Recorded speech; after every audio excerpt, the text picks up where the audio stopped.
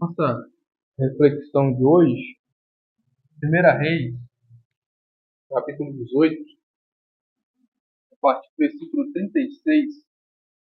1 Reis 18, a partir do 36. Primeiro livro dos Reis, 18, 36. No devido tempo, para se apresentar a oferta de manjares, aproximou-se o profeta Elias e disse: Ó Senhor, Deus de Abraão, de Isaque e de Israel, fique hoje sabido que tu és Deus em Israel, e que eu sou o teu servo, e que segundo a tua palavra fiz todas essas coisas. Responde-me, Senhor, responde-me, para que este povo saiba que tu, Senhor, és Deus, e que a ti fizeste retroceder o coração deles. Amém. Mais uma quarta-feira, né? Momento de a igreja parar para relembrar as necessidades dos irmãos, necessidades do grupo, refletir um pouco na palavra de Deus e orarmos, né? Orarmos em conjunto. E essa reflexão que nós já trouxemos ela várias vezes aqui, né? Outros irmãos também, um texto de nós conhecemos de cor toda a história que se passa aqui, mas todas as vezes que nós abrimos esse texto, a reflexão que fica para nós, né? O testemunho desse grande homem de Deus, profeta Elias, nesse momento de desafio, no momento que alguns intérpretes falam, né, que o nome do próprio Deus estava sendo desafiado ali, né, diante daqueles profetas de Baal, diante de pessoas que estavam observando quem era de fato Deus e qual Deus desse, né, teria de fato poder para cumprir aquilo que aqueles desafiadores, né, os desafiantes propunham. Nós vemos nos versículos anteriores toda a estrutura, toda a estratégia, toda a arrumação que aqueles homens fizeram e nada aconteceu. E chega no momento aqui no versículo 36, a história nós conhecemos, como eu já disse, que chega o momento do profeta Elias. O profeta Elias nos versículos anteriores também, né? Ele monta ali a sua estrutura, monta o altar, versículo 33, ele arma a lenha, ele pede para colocar água nos regos e tudo mais, todo um preparativo. E agora aqui ele se apresenta diante do Senhor. E eu acho fantástico as palavras dele, né? A fala dele. Ele deixa claro que tudo aquilo que ele tinha feito antes, toda a ação dele, o agir na vida dele, não era dele, era do próprio Deus. E que todo aquele momento ali, aquela situação, aquela condição, era para provar que Deus era Deus. Não é que ele tinha poder, não é que por intermédio dele algo acontecia. E é incrível, né? Quando nós paramos para ver os relatos de alguns profetas atuais, né? E eu até estava vendo um outro dia, ó, o camarada se auto-intitulando, né? Falando, não, aqui não tem falsidade, aqui a profecia é verídica e acontece. Ele fala, né? Contra resultados, não há argumentos. Toda a glória e voltando para ele. Não, eu sou um profeta diferenciado. O que eu falo acontece. Em momento nenhum citou Deus, que é por Deus, que é para a glória de Deus, que é para abençoar alguém na vida espiritual. Não, tudo aquilo que ele fala é algo material e é dele os outros. Não tem Deus. E quando nós vemos um texto simples desse aqui, maravilhoso, né? As palavras que Elias fala: fique sabido que tu és Deus em Israel e que eu sou o servo. E que segundo a tua palavra fiz essas coisas. E aí faz-me, né, refletir. Qual tem sido o direcionamento das minhas orações? As minhas orações têm sido para aquilo que eu quero somente ou para aquilo que vai glorificar a Deus? Nós já comentamos aqui também, né? Às vezes nós oramos por algo mas não agimos, não vivemos uma vida de acordo com aquilo que nós pedimos. Nós queremos que Deus nos abençoe de uma certa forma, mas a minha vida ela não corrobora com aquilo que eu pedi. Eu não faço por onde, eu não tenho uma assertividade. Elias, se ele fosse um profeta blasfemo, profano, se ele não mostrasse Deus na sua vida, você acha que Deus responderia ele aqui? Deus ia envergonhar ele diante daquele povo. Mas não. Deus foi fiel, Deus mostrou o seu poder ali, porque o servo era fiel. O que ele fazia e o que ele falava vinha sim do próprio Deus. Se a vida dele não fosse concernente com o que ele estava pedindo aqui, com certeza Deus faria vergonha a ele. E não foi assim. E nós conhecemos a história. Versículo 38, então caiu fogo do Senhor e consumiu o holocausto, e a lenha, e as pedras, a terra, e ainda lambeu a água que estava no ribeiro. Deus é Deus. Às vezes nós queremos transportar, né, eventos como esse para hoje. Não precisa disso mais, não vai acontecer. Porque para esse momento aqui, esse evento foi específico para o seu fim. Foi necessário nesse momento. Deus mostrou o seu poder daquela forma. Hoje nós temos a palavra de Deus, que é a revelação de Deus. Deus tem poder, sim, Deus cura, Deus age. Mas hoje Deus tem uma forma diferente de agir. Deus age principalmente no arrependimento, no convencimento, na salvação da alma. Se Deus quiser fazer eventos fantásticos como esse aqui, Ele pode fazer e fará. Mas hoje não tem necessidade não. Tem a igreja, tem a palavra de Deus que é a própria testemunha. E nós cremos que isso aqui é verdade. Para nós não é história. Muitos podem olhar isso aqui, isso aqui é só um conto de alguém inteligente que bolou e escreveu. Não, para mim isso aqui é verdade. É fato verídico.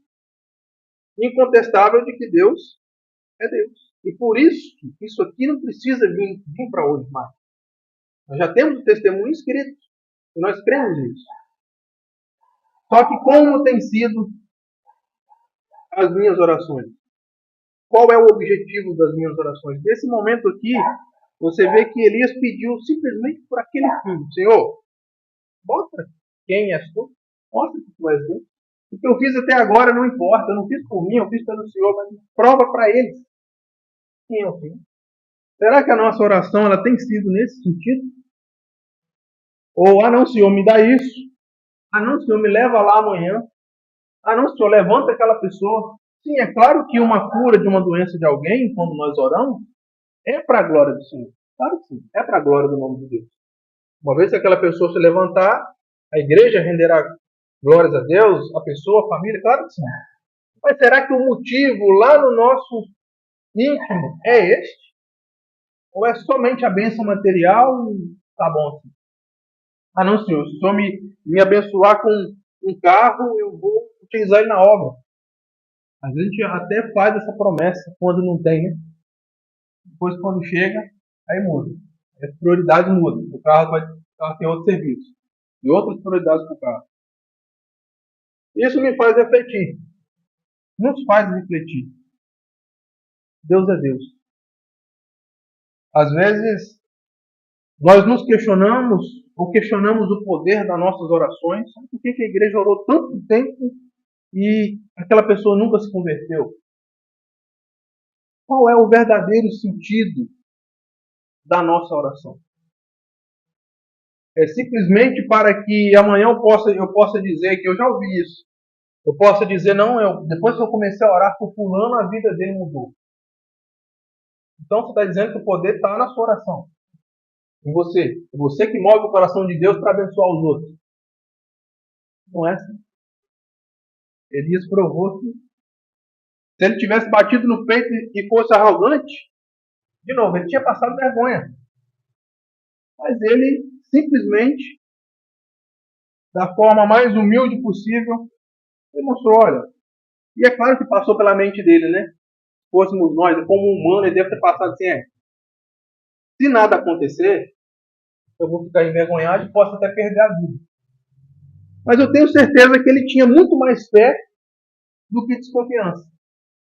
E às vezes, irmão, nós já oramos desconfiados. Não tem alguém ruim tem uma determinada doença, eu vou orar. Mas eu vou orar para cumprir tabela. Eu vou orar porque a família pediu. Eu vou orar porque eu estou aqui no meio dos irmãos. Mas lá no meu íntimo eu não creio que vai mudar. Eu não creio que vai dar certo. Isso é algo íntimo. É algo lá no cerne do nosso ser. A mesma coisa quando nós olhamos para o geral, né? Puxa vida, o país está desse jeito, de violência e tal, e o governo.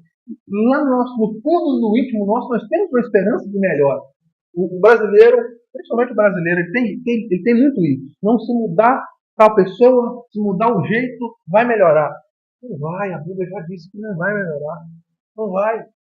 E aí nós temos mais fé do que o país vai melhorar do que naquilo que o nosso Deus pode fazer por nós. Nós oramos sem fé, mas cremos que um político diferente vai mudar alguma coisa. Não vai. Não vai. E é muito fantástico. É impressionante quando nós lemos algo que nós já passamos milhares de vezes. Sempre nos traz lições novas. Lições que o profeta Elias deixou muito claro aqui.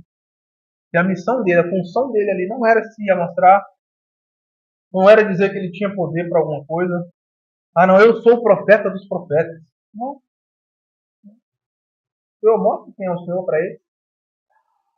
E assim foi feito. E nós tenhamos, irmão, não esse poder, não é pedir poder. Não, eu quero ter esse poder. Né? Muita gente vê um evento como esse aqui, não, eu quero ter esse poder que Elias teve. Não tem isso. O poder está na palavra de Deus, o poder está na nossa oração, mas não é para fazer eventos como esse. É para pedir misericórdia pelo povo. É para pedir misericórdia àquele que está sofrendo. A nossa oração ela tem muito poder. Sim. Quando vivido uma vida concernente àquilo que morre. Mais uma vez, se Elias não tivesse uma vida exemplar, teria sido vergonhoso. E não foi. Nós possamos, entendendo isso, né?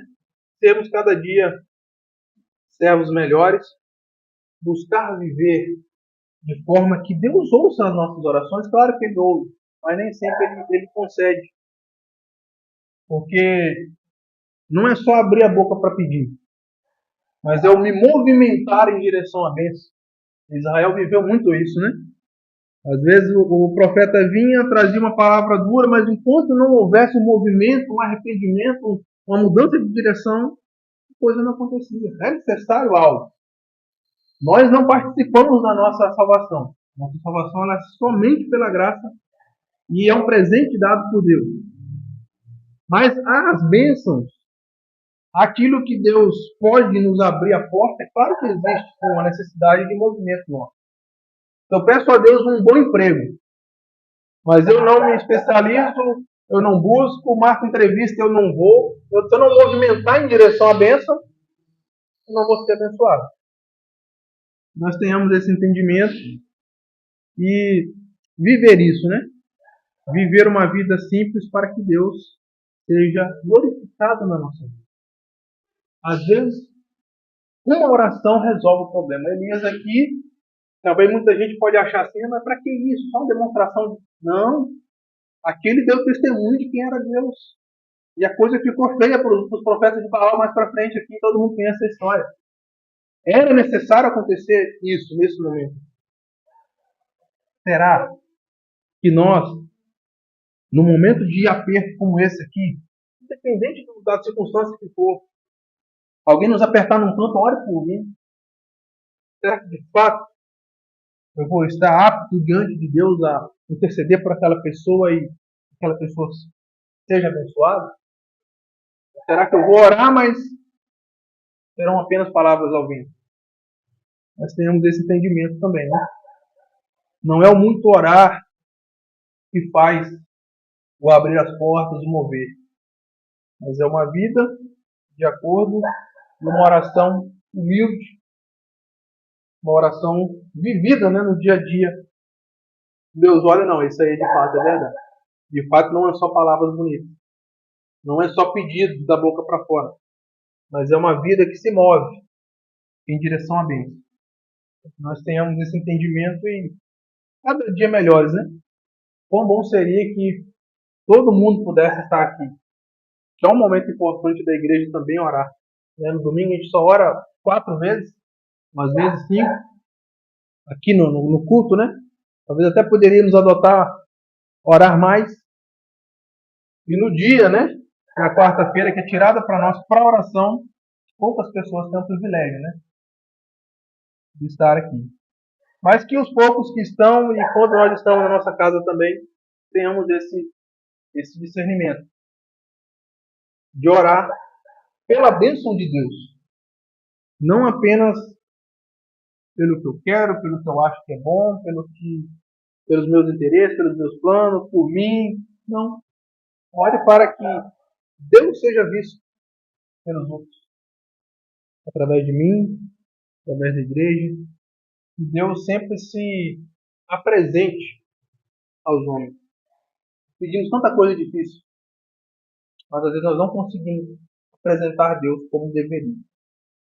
Que fique essa lição para nós, mais uma vez, nessa noite.